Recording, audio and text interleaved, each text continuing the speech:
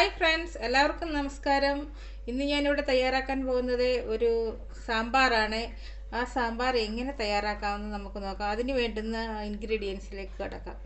ചെറിയൊരു ബോൾ തോരപ്പരിപ്പാണ് എടുത്തേക്കുന്നത്. അത് എൻ്റെ പച്ചക്കറിക്ക് ആവശ്യമുള്ള തോരപ്പരിപ്പ് മാത്രമേ ഞാൻ എടുത്തിട്ടുള്ളൂ. അത് ഞാൻ കാണിച്ചു തരാം എത്ര പച്ചക്കറിയാണ് ഞാൻ എടുത്തിരിക്കുന്നതെന്ന്. 2 ഉരുളൻ കിഴങ്ങ് ഞാൻ വൃത്തിയാക്കി വെച്ചിരിക്കുന്നതാണിത്. ഒരു 5 സവാള വൃത്തിയാക്കി വെച്ചിരിക്കുന്നതാണിത്. ചൊരക്കയുടെ 1/4 ഭാഗം വൃത്തിയാക്കി വെച്ചിരിക്കുന്നതാണിത്. തടിയൻക ഞാൻ എടുത്ത് തയ്യാറാക്കി വെച്ചിരിക്കുന്നതാണിത്. വെള്ളരിക്ക കിട്ടാറില്ല, അതുകൊണ്ട് തടിയൻകയാണ് ഉപയോഗിച്ചിരിക്കുന്നത്. വഴുതനങ്ങ, അത് വഴുതനങ്ങ കൊണ്ട് പേടിക്കുകയൊന്നും വേണ്ട. വഴുതനങ്ങ പെട്ടെന്ന് ആവിയിൽ അവിഞ്ഞു പോകുന്നതാണ്. അത് 2 എണ്ണം ഞാൻ എടുത്തിട്ടുണ്ട് സാമ്പാറിന് വേണ്ടിയിട്ട്. ഇത് നല്ലതാണ്, സാമ്പാറിന് ഇട്ട് കഴിഞ്ഞാൽ നല്ല ടേസ്റ്റിയാണ്. പിന്നെ നമ്മുടെ ഏറ്റവും പ്രധാനപ്പെട്ട ചേന ഞാൻ ഇത്രയും എടുത്തിട്ടുണ്ട്. ചേനയും കൂടിയിട്ട് പിന്നെ കൂടെ നമ്മുടെ പ്രധാനപ്പെട്ട ഈ അമരപ്പയർ ഇച്ചിരി ഏറെ ഞാൻ എടുത്തിട്ടുണ്ട്.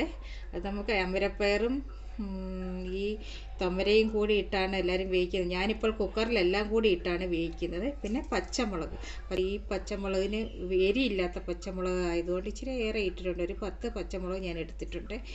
പിന്നെ ഗ്രീൻ പീസ്, ടൊമാറ്റോ ഒരു 3 എണ്ണം കൂടി ഇതിനകത്ത് ഉൾപ്പെടുത്തുന്നുണ്ട്. അതിൻ്റെ കൂടെ ഞാൻ ശകലം പിഴുപുളിയും കൂടി പിഴിഞ്ഞ് ആഡ് ചെയ്യുന്നുണ്ട്. അരിഞ്ഞതിന് ശേഷം ഇത് തയ്യാറാക്കുന്ന വിധം കാണിക്കാം. നമ്മളിതിപ്പോൾ അടുപ്പ് വെച്ച് ഇതിനാവശ്യമുള്ള മഞ്ഞൾപ്പൊടി ഒരു 1/2 ടീസ്പൂൺ മഞ്ഞൾപ്പൊടി ഇട്ട് കൊടുക്കാം. ആവശ്യമുള്ള ഉപ്പും കൂടി ഇട്ട് കൊടുക്കാം. ഇതിൻ്റെ കൂട്ടത്തിൽ നമുക്ക് കായം കൂടി ഇട്ട് കൊടുക്കാം. ഇതൊന്ന് അടച്ചു വെച്ച് ഒരു 3 വിസിൽ വരുന്നത് വരെ നമുക്ക് കാത്തിരിക്കാം. നമുക്കിതൊന്ന് തുറന്ന് നോക്കാം. എല്ലാം വെന്ത് റെഡി ആയിട്ടിരിക്കുകയാണ്. ഇതിലേക്ക് നമ്മൾക്ക് മല്ലിപ്പൊടി, മുളക് പൊടി, മഞ്ഞൾപ്പൊടിയും കൂടി വറുത്തിട്ട് കൊടുക്കുക. 1 ടീസ്പൂൺ മല്ലിപ്പൊടി, അതിനുശേഷം നമ്മൾക്ക് 1 ടീസ്പൂൺ കാശ്മീരി ചില്ലി പൗഡർ. ഇതിലേക്ക് നമുക്ക് ശകലം മഞ്ഞൾപ്പൊടി കൂടി ആഡ് ചെയ്ത് കൊടുക്കാം.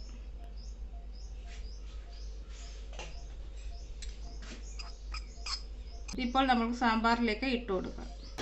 നമുക്കിത് ഇളക്കി കൊടുക്കാം. ഉപ്പൊക്കെ നമ്മൾ നേരത്തെ തന്നെ ആഡ് ചെയ്തിട്ടുണ്ട്, അതുകൊണ്ട് തന്നെ ധാരാളമാണ്. ഇനി ഉപ്പിട്ട് കൊടുക്കേണ്ട ആവശ്യമൊന്നുമില്ല. ഇത് ഇനി ഒന്നുകൂടി ഒന്ന് തിളയ്ക്കാൻ വയ്ക്കാം. ഒരു 1/4 ടീസ്പൂൺ ഉലുവ പൗഡർ ഇതിനകത്തിലേക്ക് നമുക്ക് ഇട്ട് കൊടുക്കാം. ജീരക പൗഡർ അതുപോലെ ഒരു 1/4 ടീസ്പൂൺ ഇട്ട് കൊടുക്കാം. അതിനുശേഷം നമ്മൾക്ക് പുളി പിഴിഞ്ഞ് ഒഴിച്ചു കൊടുക്കാം. ഇതൊന്ന് തിളച്ചിട്ടുണ്ട്. നമുക്ക് സോപ്പും പുളിയൊക്കെ ഒന്ന് നോക്കാം. കറക്റ്റായിട്ടുണ്ട്. നമ്മൾക്ക് ഗ്യാസ് ഓഫ് ചെയ്യാം. നമ്മൾ കടുവറുത്ത് ഒഴിച്ചുകൊണ്ടിരിക്കുകയാണ്. ഈ വീഡിയോ നിങ്ങൾക്ക് ഇഷ്ടപ്പെട്ടെങ്കിൽ ലൈക്ക് ചെയ്യുക, കമൻറ്റ് ചെയ്യുക, ഷെയർ ചെയ്യുക. ഈ ചാനൽ നിങ്ങൾ ആദ്യമായി വരികയാണെങ്കിൽ ആ സബ്സ്ക്രൈബ് ബട്ടൺ അമർത്തിയേക്കണേ.